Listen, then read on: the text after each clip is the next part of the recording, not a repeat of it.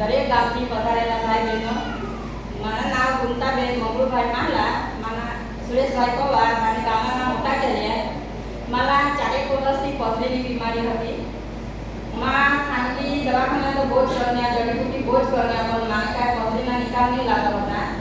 તો માં કોને રીતે મારો પૈસા નહીં હતા, છતાંય માં સાને તો કોને રીતે મારા શરીરના માં એ દુઃખ દૂર કરું હશે રીતે માં ગામના જો સરપંચ શ્રી દિલીપભાઈ હતા, તાલુકા સદસ્ય લક્ષ્મીબેન ચિંતામણ ગવળી, તેની માં આરોગ્ય ખાતાની આશા વર્કર, તેની મારા 7 સહકાર દીધા બેન તુલા જે 5 લાખના સરકારથી સોનું આયુષ્માન કાર્ડ મેળના તેના તો લાભ લે અને તેને રીતે તેવા તુના જીવન જ દુઃખ દૂર કર શરીર આશા કરી મારા તેની સા કામ અપડેટ કાર્ડ કરાવવાના મહેન્દ્રભાઈ તપાસભાઈ તટમાના 5 લાખના કાર્ડ હતા, આયુષ્માન કાર્ડથી અપડેટ કરા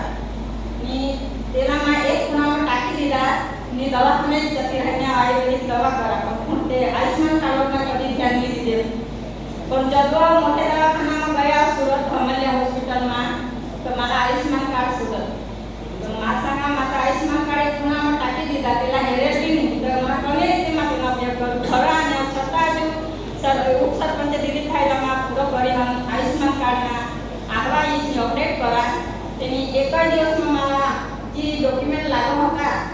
તે મારા તેની આવકના દાખલાનો મતદાન નહીં ચાલુ હતા પણ એક જ દિવસમાં આખા ડોક્યુમેન્ટ ભેગા કરી દીધા અને મારા મતદાન કરી તે દિવસ સુરત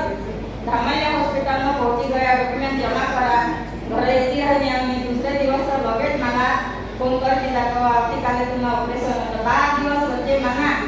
જે 5 લાખના આયુષ્માન કાર્ડ હતો તેવા મારા 12 દિવસ વચ્ચે 3 ઓપરેશન થયા.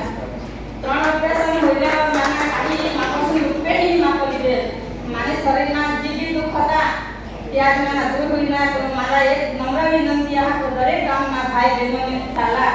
તો એ આયુષ્માન કાર્ડ માને જશા ખૂણામાં નગર પાડી દેશે ઘણી બીમારી હોવી તો એ આયુષ્માન કાર્ડ એક ભગવાનની દેન આશે કરી સમજી ગરીબ આવજો તો આયુષ્માન કાર્ડના લાભ ઉઠાવવા અને પોતાના જીવન પોતાના શરીરના દુઃખ દૂર કર્યા. રામ રામ.